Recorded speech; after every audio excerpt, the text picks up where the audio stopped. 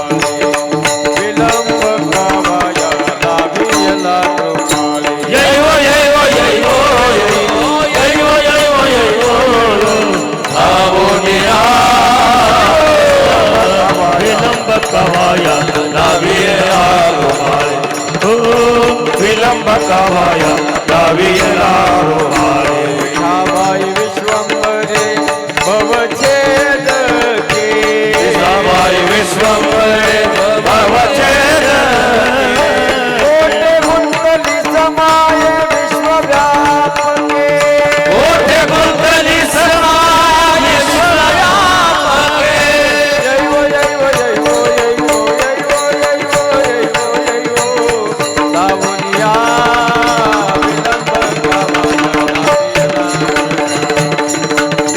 विलंब कावाया लावियला जैव जैव जैव जैव जैव जैव जैव लावण्या विलंबकावाया लावियला रोहाळे विलंबकावाया लावियला रोहाळे श्री गुरुचरण सरोज रजनिज मनुकुर सुधारी बर्णव रघुबर विमल जसो जोदाय कुफलचारी शुद्ध बीजा पोटी फळे रसाळ गोमटी शुद्ध बीजा पोटी फळे रसाळ गोमटी मुखी अमृताची वाणी देह देवाचे कारणी अनंत कृपा विभूषित परम मंगलमय परात्पर अखिलेश्वर अकारण करुणावरुणालय भक्तबांच्या कल्पतरु तडिद्वित विनिंदित पीतांबरधारी अखिल कोटी ब्रह्मांड नायक कर्तुम अकर्तुम अन्यथा कर्तुम परात्पर परमात्म्याच्या सेवेकरता गायलेला अभंग देहुनिवासी ज्ञानेश प्रिय श्रीमंत संत जगद्गुरु तुकोबारायांचा अत्यंत सुंदर गोड असा चार चरणाचा अभंग असून प्रस्तुत अभंगाच्या माध्यमातून श्री तुकोबाराय पारमार्थिक कार्य कारण सांगतायत. विठाला विठाला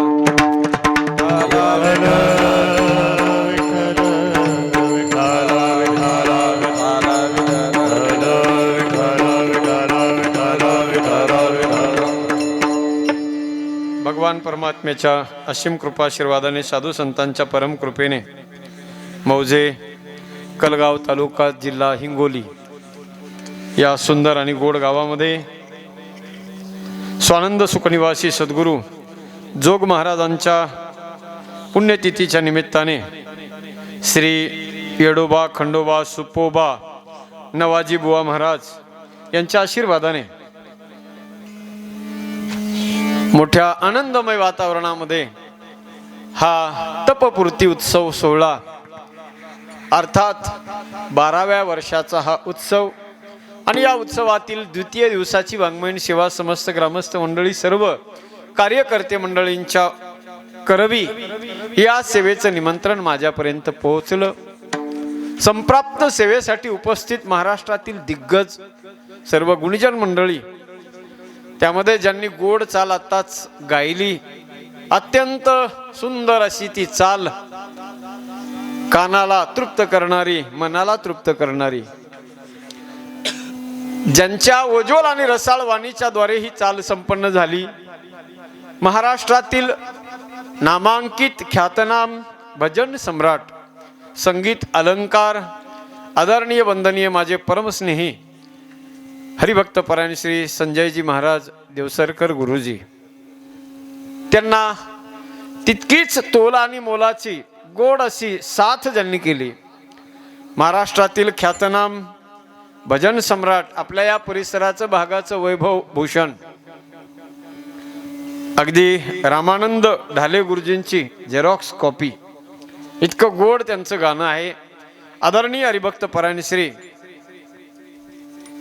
रामकिसनजी महाराज सुरवाडीकर आणि या दोघांच्याही गोड गाण्याला सुंदर अशी मृदंगाची साथ ज्यांनी केली आदरणीय हरिभक्त परायण अत्यंत वाजवण्यामध्ये ज्यांची चपळता आहे आणि सुस्पष्टपणे ज्यांचं मृदंग वाजवणं आहे असे कमी वयामध्ये तयारीचे वादक वैभव पंचाळ हरिभक्त परायण श्री वैभवजी महाराज पंचाळ आणि तबल्यावरती आदरणीय आमचे मंगेशजी महाराज जरांगे या चौघांच्यासाठी एकदा जोरदार सगळ्यांनी टाळी वाजवायची. टाळी जोरदार म्हणलं तर जरा जोर कमीच पडला टाळीचा, जरा वाजवा जोरदार जरा. हा असं आहे, क्या बात आहे, किती गोड वाटला बरं आवाज हा. असं आहे. सुंदर असे आपल्या गावातील सर्व भजनी मंडळी आहेत. इकडे गायनाचार्य भुजंगरावजी महाराज, आदरणीय भीमराव महाराज, आपल्या गावाचं वैभव, नारायण महाराज, बोला नारायण महाराज, विनेकरी बाबा आहेत. इकडे सदानंद गुरुजी आहेत, आदरणीय चोपदार महाराज आहेत. इकडे विनेकरी आहेत. हार्मोनियमवरती साथ करणारे आमचे राघव महाराज आहेत. आणि गोड आपली साऊंड सिस्टम आहे. यूट्यूब चॅनलवरती आमचे धनंजय महाराज आणि आपण सर्व रसिक श्रोते सज्जन भक्तिमती माता आपल्या सगळ्यांच्या चरणावर मनापासून वंदन करतो. मला वाटतं आता 3-4 वर्षाच्या गॅपनंतर सेवेचं निमंत्रण या ठिकाणी बाळासाहेबांच्या माध्यमातून माझ्यापर्यंत पोहोचले. अत्यंत सुंदर आणि विशेष आनंद यासाठी आहे की गाव फार छोटंसं आहे कलगाव, पण हे तीर्थक्षेत्र विकास निधीमध्ये गेल्यामुळं आता मला वाटतं कीर्तनकाराला आणि गायक वादकाला निधी कमी पडायचं काम नाही. आणि विशेषत्वानं दरवर्षी जिथे 2-3 वर्ष कीर्तन केलं त्या ठिकाणी सुंदर असा भव्य सभामंडप निर्माण झालाय आणि अत्यंत सुंदर भव्य दिव्य या प्रांगणामध्ये या कार्यक्रमाचं आयोजन आपण केलेलं आहे. परिसरातील सर्व भक्त भाविक आज आवर्जून कीर्तनासाठी उपस्थित आहेत. भक्तिमती मातांची विशेष उपस्थिती आहे. आणि विशेषत्वानं बोलायचं म्हणजे चालू वर्षाच्या कार्यक्रमामध्ये सिंहाचा वाटा आमच्या या माता माऊल्यांचा, यांच्यासाठी एकदा जोरदार टाळी वाजवा सगळ्यांनी. कारण फोनवर तारीख देतानाच एका माता माऊलींनीच मला बोलले आहेत त्या. फार आनंदाची गोष्ट आहे सज्जन होय का. सेवेसाठी अभंग जो गायलेला आहे तो अभंग जगद्गुरु तुकोबारायांचा अत्यंत सुंदर गोड असा अभंग आहे. आणि या अभंगाच्या माध्यमातून श्री तुकोबाराय पारमार्थिक कार्य कारण भाव संबंध सांगतायत. कार्यकारण भाव म्हणजे नेमकं काय आहे का लक्ष देऊन. अभंग जवळजवळ बहुतेकांच्या 90% लोकांच्या पाठांतरातला आहे. नसेल तोंडपाठ पण कानपाठ मात्र नक्की आहे. सोप्पा अभंग आहे. आणि या अभंगामध्ये जगद्गुरु तुकाराम महाराज कार्य आणि कारण या दोघांचा संबंध सांगतायत. कार्यकारण भाव संबंध सांगत असताना सज्जन हो, शास्त्रामध्ये काही उदाहरणं दिलेली आहेत, बरेचशी उदाहरणं आहेत, पण त्यामध्ये सुद्धा महत्वाचं उदाहरण दिलं जातं घटाचं उदाहरण, पटाचं उदाहरण. घट म्हणजे गाडगं आणि पट म्हणजे कपडा. जरा लक्ष द्या, कान उघडे ठेवून ऐका. अगदी स्पष्ट शब्दामध्ये तुम्हाला कीर्तन कळल्याशिवाय राहणार नाही. अख्ख्या आपल्या आजच्या या कीर्तनामध्ये 2 गोष्टीचा फक्त आपण विचार करणार आहोत, एक कार्य आणि दुसरं कारण. जरा बारकाईनं लक्ष द्या. पहिलं उदाहरण शास्त्रकारांनी दिलेलं आहे, घट म्हणजे गाडग्याचं उदाहरण. शास्त्रकार म्हणतात ते गाडगं ज्या अर्थी आपल्याला माणसाच्या जगण्यामध्ये अनेक प्रकारच्या गरजा भागवण्याचं काम ते गाडगं करतं. त्याला शास्त्रीय शब्द घट आहे. घट आपण सुद्धा सगळे घटच म्हणतो त्याला, पण कधी 9 दिवस म्हणतो बाळासाहेब, कधी कोणत्या नवरात्राच्या काळामध्ये आपण त्याला घट असा शब्द वापरतो. बाकी इतर वेळेमध्ये त्याला गाडगं मडकं अनेक शब्दाने आपण त्याला ओळखत असतो. ऐका, आता तो जो घट आहे गाडगं आहे ते गाडगं म्हणजे कार्य. 2 गोष्टी ध्यानात ठेवा, कार्य आणि कारण. कारण या जगात असं कोणतंच कार्य नाही सज्जन हो ज्याला काही कारण नाही. 12 वर्षापासून हा सप्ताह या कलगाव नगरीमध्ये चालू, याला सुद्धा काहीतरी कारण आहे बाळासाहेब, पण माझं म्हणणं याला विनाकारण आहे. तुमचं काय म्हणणं आहे? कारण आहे. तुमचं म्हणणं आहे कारण आहे, पण माझं म्हणणं आहे हे जे कार्य चालू आहे 12 वर्षापासून याला विनाकारण आहे. बरोबर आहे ना माता मौलांनो? विनाकारण आहे का नाही? अहो विनाकारण आहे याला. या सप्ताहाला कारण काय आहे? विनाय. विनाय म्हणून सप्ताह आहे. सप्ताह विना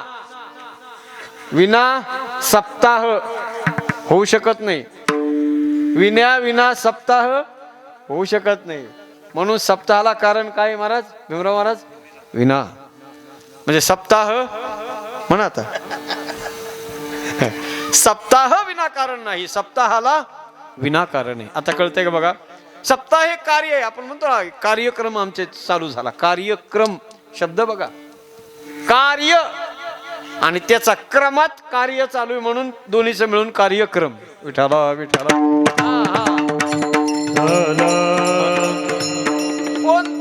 कोणतंच या जगात असं कार्य नाही की ज्याला काही कारण नाही. जरा बारकाईने लक्ष देऊन ऐका. प्रत्येक कार्याच्या पाठीमागं काही ना काहीतरी कारण असतं.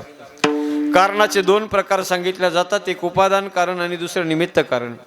घट हे कार्य आहे, पण या घटाला सुद्धा कारण आहे. दोन कारण आहेत, एक उपादान आणि दुसरं निमित्त. घट त्या घटाला उपादान कारण मग कशाला म्हणतात? ते घट बनवण्यासाठी जे लागणारं रॉ मटेरियल आहे, लीद असेल, पाणी असेल, माती असेल, हवा असेल, हे सगळं त्याचं उपादान कारण आहे. मग नुसत्या उपादान कारणानं कार्याची निर्मिती होते का? नाही होत. चिखल बनवून ठेवलंय, बारीक चिखल बनवून ठेवलाय, सगळ्या वस्तू तयार केल्यात, हवा आहे, पाणी, लीद आहे, चिखल आहे, माती आहे, सगळं तयार केलंय, पण बनवणारा नाही. मनाने होईल का गाडगं बाळासाहेब? नाही. त्याला आकार देणारा कोणीतरी पाहिजे. त्या आव्यावर चिखलाचा गोळा ठेवून त्याला आकार देणारा कोणीतरी निमित्ताला पाहिजे. ऐका लक्ष देऊन. तसं निमित्त कारणाशिवाय कार्याची निर्मिती होणं शक्य नाही. आता हे समजलं ना तुम्हाला? बिना कारणाशिवाय कार्याची निर्मिती होऊ शकत नाही. जो गाडगं जे आहे त्या गाडग्याला सुद्धा काही ना काहीतरी कुणी ना कुणीतरी निमित्त कारण पाहिजे. तुमच्याकडे कोण बनवतं गाडगं? हो, पुरुष मंडळी सांगा ना. कुंभार. खानदानी धंदा आहे, खानदानी व्यवसाय आहे कुंभार समाजाचा, गाडगे बनवणं. गाडगं बनवण्यासाठी कुंभारच पाहिजे असं काही नाही. आता शहरामध्ये, हिंगोली सारख्या शहरामध्ये जर आपण गेलो तर सज्जन हो, चांगल्या चांगल्या स्टँडर्ड लोकांचे सुद्धा चपला बुटाचे दुकान आहेत. कोणता धंदा, कोणता व्यवसाय कुणी करावा याच्यासाठी आता काही जातच विशिष्ट पाहिजे असं काही नाही. पण तो धंदा, तो बिझनेस, तो व्यवसाय करण्यासाठी त्या माणसाला त्या गोष्टीचं ज्ञान, त्याचं नॉलेज असणं गरजेचं आहे. आणि कुंभार हा गाडगं बनवण्यामध्ये पारंगत असतो. घट बनवण्यामध्ये घटाला आकार देणारा हा कुंभार आहे. आता लक्ष देऊन ऐका. कुंभार हा कारण आहे आणि गाडगं घट हे त्याचं कार्य आहे. बघा, कळते ना माता मौर्यांनो? कुंभार त्याचं कारण आहे आणि कार्य काय? तर घट कार्य आहे. आता मला फक्त त्या मातीच्या घटापुरतं बोलायचं नाही. मला फक्त तो मातीचा घट नाही सांगायचा. मला या मंडपामध्ये जे बसलेले सगळे आहेत ना, हे आपण, तुम्ही, आम्ही सगळे स्टेजवरचे, आम्ही सगळे आपण कोण आहेत? घट. मग आपण हे जे घट आहेत, आपण बी कार्यच आहेत. मग आपण जर घट असलो तर आपल्याला बी बनवणारा कुणीतरी कारण आहे. कोण कारण आहे? कुणी बनवलंय आपल्याला? ऐका. घटा घटांचे रूप आगळे, प्रत्येकांचे दैव वेगळे. तुझ्या विना ते कवना न कळे, मुखी कुणाच्या पडते लोणी, कुणामुखी अंगार. तू वेडा कुंभार विठ्ठला, तू वेडा कुंभार. कोण आहे तो कुंभार? फिरत्याचा कार वरती देसी, मातीला आकार. विठ्ठला तू वेडा कुंभार, विठ्ठला तू वेडा कुंभार. विठ्ठला तू वेडा कुंभार, विठ्ठला तू वेडा फिरत्याचा वरती देतो मातीला आकार. विठ्ठला तू वेडा कुंभार, विठ्ठला तू वेडा कुंभार. विठ्ठला तो वेळा घटाघटांचे रूप आगळे प्रत्येकाचे दैव वेगळे तुझ्या विना ते कवना नकळे तुझ्या विना ते कवना नकळे मुखी कुणाच्या पडते लोणी मुखी कुणाच्या पडते लोणी पुन्हामुखी अंगार तू वेळा कुंभार विठ्ठला तू वेळा कुंभार विठ्ठला तू वेळा कुंभार फिरत्याचा का वरती देतो फिरत्याचा का वरती देतो मातीला का विठ्ठला तू वेळा विठ्ठला तू वेळा विठ्ठला तू वेळा तू वेळा तू वेळा वाह वाह टाळी वाजवा एकदा महाराजांसाठी. कोण आहे तो कुंभार? मातीला आकार देणारा कोण आहे? तुमच्या आमच्यासारखे घट बनवणारा. किती गोड पद आहे बघा. लक्ष द्या शब्दांकडं. काय का मी नेहमी सांगत असतो आमच्या गुरुजीचं एक विनोदानं ते सांगायचे बाळासाहेब ऐका. आमचे गुरुजी म्हणायचे ज्यावेळेला त्या भगवान परमात्म्याने तुमच्या आमच्यासारखे असे घट बनवायला सुरुवात केली ना त्यावेळेला त्या भगवान परमात्म्याने पीठ घेतलं. पीठ त्या पिठाचा आट्टा तयार केला उंडा बनवला त्याची भाकरी केली मायमाऊल्यांनो आणि भाकरी करून ती तव्यावर टाकली. भाकरी तव्यावर टाकल्यानंतर पहिलीच वेळ होती भाकरी बनवायची. त्याला अगोदर काय त्याचं नॉलेज नव्हतं देवाला. भाकरी तयार केली आणि ती तव्यावर टाकल्याबरोबर जरांगे पाटील भाकरी देवानं पटापटा एक दोन वेळेस ती खालीवर केली आणि तशीच भाकरी उचलली अंदुरडीत टाकली बाळासाहेब. पण भाकरी जास्त वेळ भाजू न दिल्यामुळं भाकरी राहिली कच्ची. मग कच्ची राहिलेली भाकरी त्या भगवान परमात्म्याने उचलली आणि कुठं टाकली? युरोप खंडामध्ये टाकली. युरोप खंडात कोणते देश आहेत? America, Australia, England. तिकडचे माणसं त्या माणसांकडे जर पाहिलं ना तर ते माणसं भोरेच आहेत सगळे. त्यांचे केस भोरे, त्यांच्या दाड्या भोऱ्या, मिश्या भोऱ्या, सगळे माणसं भोरेच. कशामुळं? भाकरी कच्ची राहिली, भाजली नाही ना ती, त्याच्यामुळे ती माणसं भोरेच आहेत. हा पुन्हा दुसरी भाकरी तयार केली. पहिली कच्ची राहिली होती म्हणून दुसरी भाकरी पुन्हा जरा जास्त भाजण्याचा प्रयत्न केला. भाजण्याच्या नादात भाकर गेली करपून मायमाऊल्यांनो. करपली भाकरी, काळी झाली भाकरी, दोन्ही बाजूनी काळी झाली. मग ती काळी झालेली भाकरी देवानं उचलली आणि तिकडे वेस्ट इंडिजच्या कॅरेबियन बेटावर नेऊन टाकली. आफ्रिका, वेस्ट इंडिज त्या भागात नेऊन टाकली ती भाकरी. तिकडचे माणसं भाकरी करपाल्यामुळं इतके काळे डकैत, इतके काळे आहेत की हसायला लागले की नुसते दात दिसते. दिवसा कंदील लावून बघावं लागते त्या माणसांकडे. पण तिसऱ्या वेळेला पुन्हा माझ्या भगवान परमात्म्याने भाकर केली आहे का.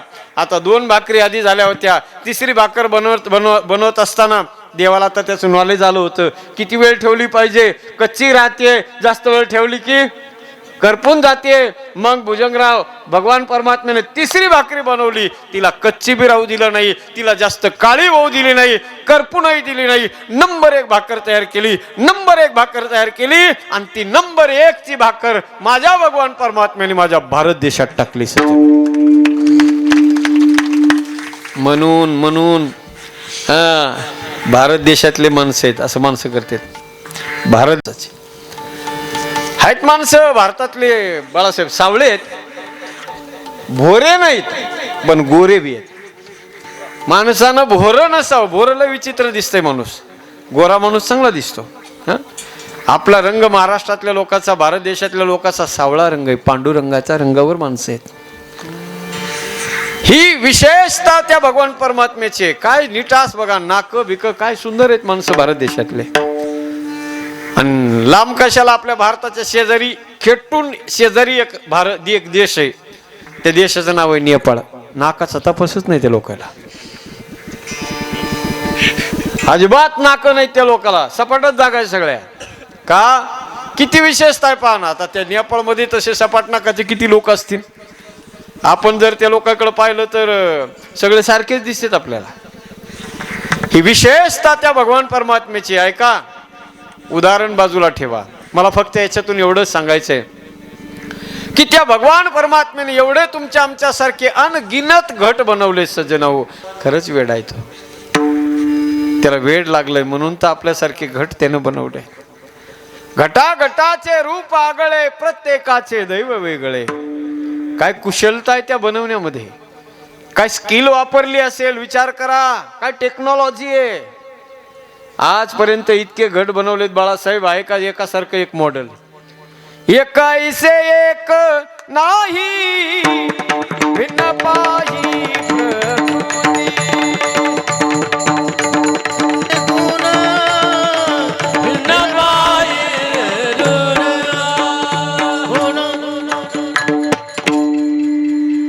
एक ऐसे एक नाही भिन्न पाही प्रकृती.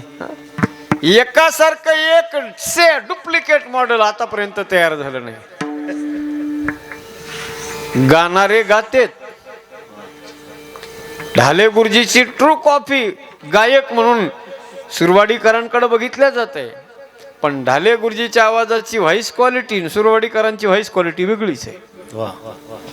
नुसत्या माणसाच्या दिसण्यात बदल आहे असं नाही, आवाजाच्या व्हॉइस क्वालिटी मध्ये सुद्धा प्रत्येकाच्या बदल आहे.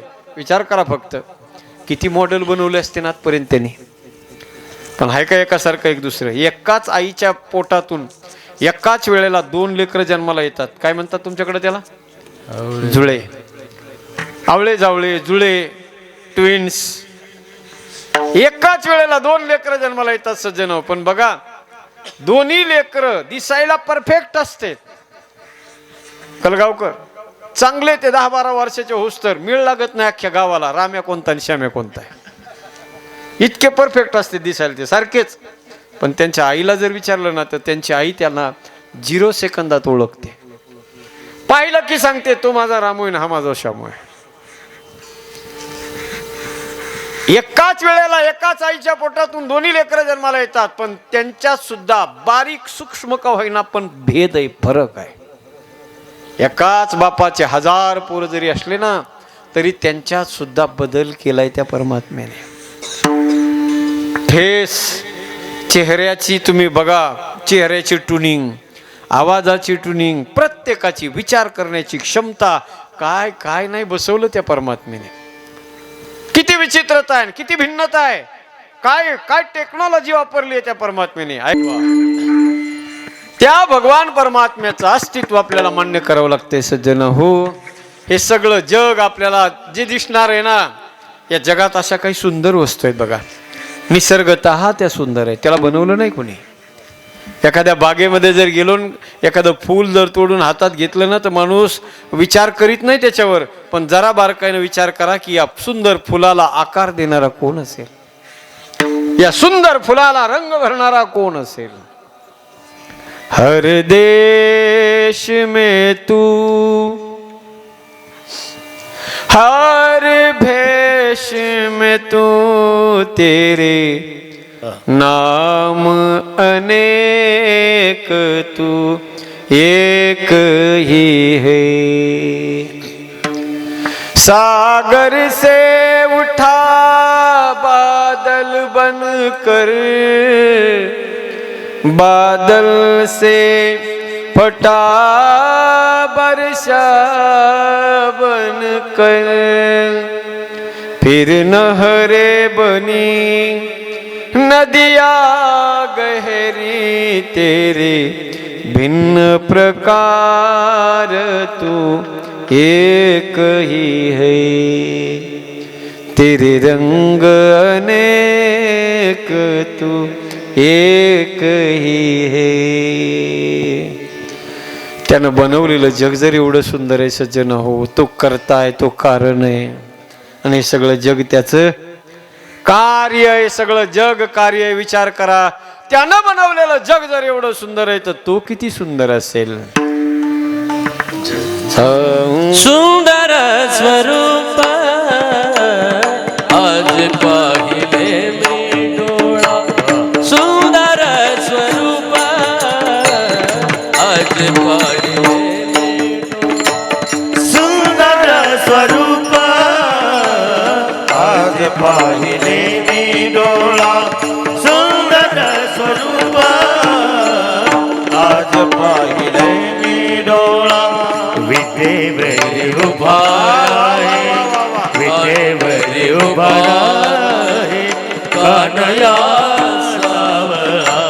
सुंदर स्वरूप आज पाहिले मी डोळा. सुंदर स्वरूप आज पाहिले मी डोळा. सुंदर स्वरूप आज पाहिले मी डोळा. आज पाहिले मी डोळा. विचार करा सज्जन हो, काही लोक म्हणतात जर हे जग त्या भगवान परमात्म्यानं बनवलंय तर तो परमात्मा दिसत कसा नाही डोळ्याने. आजपर्यंत असा कुणी माणूस का सांगू शकत नाही की मी त्याला पाहिलंय म्हणून. तो दिसत नाही असं नाही सज्जन हो, रोज आपल्याला दिसतोय तो, फक्त आपण मानत नाही त्याला. एक दिवस सूर्योदय होण्याचा कॅन्सल होऊ द्या, एक दिवस सूर्योदय होणंच कॅन्सल होऊ द्या, मग कळणार माणसाला भगवान परमात्म्याचं अस्तित्व काय. रोज सूर्य उगवतो ना, हाच माझ्या भगवंताचा चमत्कार आहे सज्जन. संध्याकाळी झोपलेला माणूस त्याला कुणी आवाज देऊ नका. पहाट झाली की कोण येतंय आणि कोण त्याच्या हाता मानेखाली हात घालून त्याला उठवतंय. विचार करा सज्जन, हे अस्तित्व माझ्या भगवंताचं आहे. न था दात वा को दिया दूध माँ को खबर है खुदा को सबर वो करेगा. कोण हे सगळं चालवणार आहे का. तू ही नाम तारन सबे काज सारन धरो उसका धारण निवारण करेगा. न था दात वा को दिया दूध माँ को खबर है खुदा को सबर वो करेगा. तेरा ढूंढ सीना मिटा दिल का कीना जिन्हें पेट दीना वो आपे भरेगा. मुरादम कहे जो मुकद्दर के अंदर जिन्हें टाक मारा सो टारा टरेगा. न था दात वा को दिया दूध माँ को खबर है खुदा को सबर वो करेगा. तू ही नाम तारन सबे काज सारन धरो उसका धारण निवारण करेगा. धरो उसका धारण निवारण करेगा. न था दात वा को दिया दूध माँ को खबर है खुदा को सबर वो करेगा. तोंडात दात नव्हता, जन्माला आलो त्यावेळेला आईच्या शरीरामध्ये आणि गाईच्या शरीरात दुधाची व्यवस्था केली त्याने. कोणी केली बाळा दुधाची उत्पत्ती. कोण केली बाळा दुधाची उत्पत्ती. कोणी केली बाळा दुधाची उत्पत्ती. कोण केली बाळा दुधाची उत्पत्ती. चालवी श्रीपती सवे दोन्ही. चालवी श्रीपती सवे दोन्ही. चालवी श्रीपती अरे बोल. सवे दोन्ही. हे चालवी श्रीपती सवे दोन्ही. वाढवी श्रीपती सवे दोन्ही. वाढवी श्रीपती सवे दोन्ही. देखवी ऐकावी एका नारायण. दयाचे भजन सुकू नका. दयाचे भजन